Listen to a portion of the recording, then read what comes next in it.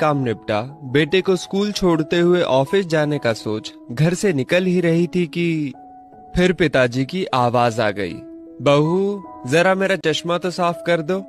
और बहू झल्लाती हुई कपड़ा ला चश्मा साफ करने लगी। इसी चक्कर में बेटा स्कूल में और खुद आज फिर ऑफिस देर से पहुंची।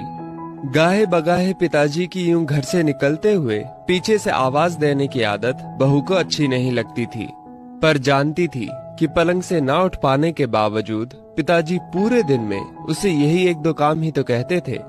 काम छोटा सा था, पर ऑफिस जाने की भी तो जल्दी होती थी सुबह सुबह। एक दिन पति से चर्चा की।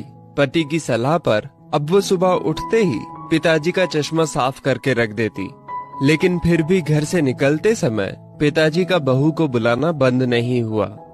दिन बीते, एक समय वो आया कि समय से खींचातानी के चलते अब बहू ने पिताजी की पुकार को अनसुना करना शुरू कर दिया। एक दिन ऑफिस की छुट्टी थी तो बहू ने सोचा क्यों न घर की साफ सफाई कर लूं। अचानक पलंग से नीचे गिरी पिताजी की डायरी हाथ लग गई। उसे पलंग पर उठाकर रखते हुए उत्सुकता हुई कि देखूं तो सही पिताजी सारा दिन क्या लिखते रहते हैं।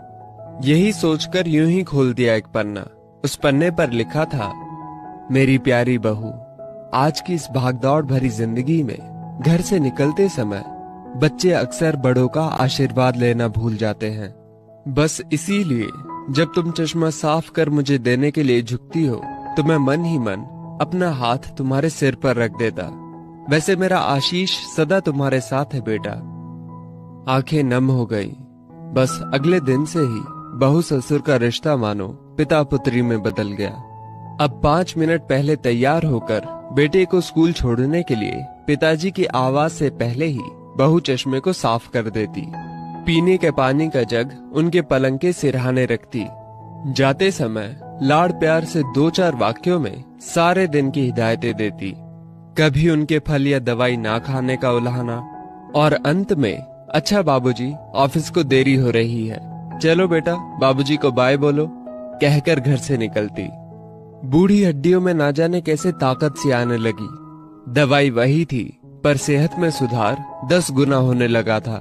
पिताजी स्वस्थ होने लगे थे, परंतु अचानक एक दिन हृदय गति रुक जाने से स्वर्ग से धार गए।